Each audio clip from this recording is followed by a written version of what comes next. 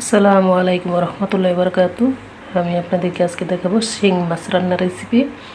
তো সেই জন্য আমি এখানে আসলে 2 পিস শিং নিয়েছি, একটু বড় সাইজেরই শিংগুলো। এগুলো আমি ভালোভাবে ধুয়ে একদম সাদা করে নিয়েছি। আসলে মাছ ধোয়ার মধ্যে অনেকটা ডিপেন্ড করে কেমন স্বাদ হবে। যত ভালো করে ধুবেন ততই স্বাদ হবে।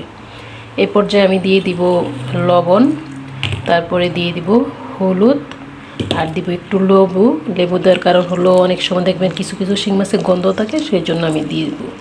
এখন এগুলো আমি ভালোভাবে মাখিয়ে নিব। মাখানো হয়ে গেছে, আমি 5 মিনিটের জন্য মাছগুলো রেখে দিব। মাছ ভাজার জন্য কড়াই ভালোভাবে গরম করে নিতে হবে, না হলে মাছ লেগে যাবে। আমি তেলটা ভালোভাবে গরম করে নিয়েছি, আর প্রয়োজন হলে একটু লবণ আর একটু হলুদ দিয়ে তেলটা ভালোভাবে জাকিয়ে নেবেন। দিয়ে দিলাম মাছগুলো এখন ভালোভাবে ভেজে নিয়ে মাছগুলো ভাজা হয়ে যাচ্ছে। মাছের সাথে আমি কিছু আলুও দিয়ে দিয়েছি। আমার মাছ ভাজা হয়ে গেছে, নামিয়ে নিব। আমার আলুও ভাজা হয়ে গেছে। মাছগুলো নামিয়ে নিয়েছি। এখন মাছ ভাজা তেলে আমি দিয়ে দিব পেঁয়াজ, সাথে একটু অ্যাড করে দিব লবণ। পেঁয়াজটা ভাজা হয়ে গেছে। এ পর্যায়ে আমি অ্যাড করবো টমেটো আর কাঁচামরিচ। এটা একটু ভালোভাবে কষিয়ে নিই। এখন অ্যাড করবো আমি আধা চামচ মরিচ, হাফ চামচ থেকে কম হলুদ এবং হাফ চামচ থেকে কম ধনিয়া। এটা আমি একটু ভালোভাবে কষাবো।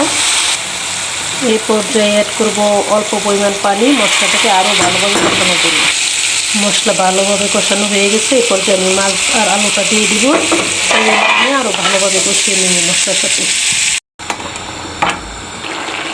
মাছটা ফ্রাই হয়ে গেছে। এই পর্যায়ে আমি অ্যাড করব ধনিয়া পাতা। একটু ডেকে রাখবো 2 মিনিট। হয়ে গেছে তরকারি। এই পর্যায়ে এখন আমি চুলাটা অফ করে দিব। এই যে আমার শিং মাছের তরকারি হয়ে গেল। টমেটো আলু মিক্সড শিং মাছ। আপনারা এইভাবে ট্রাই করবেন। আশা করি খুব ভালোভাবে করতে পারবেন আপনারাও, এবং ইনশাল্লাহ আশা করি খুব সুস্বাদু হয়েছে। রান্না করে খেয়ে দেখবেন এবং আমাকে জানাবেন। আল্লাহ হাফেজ।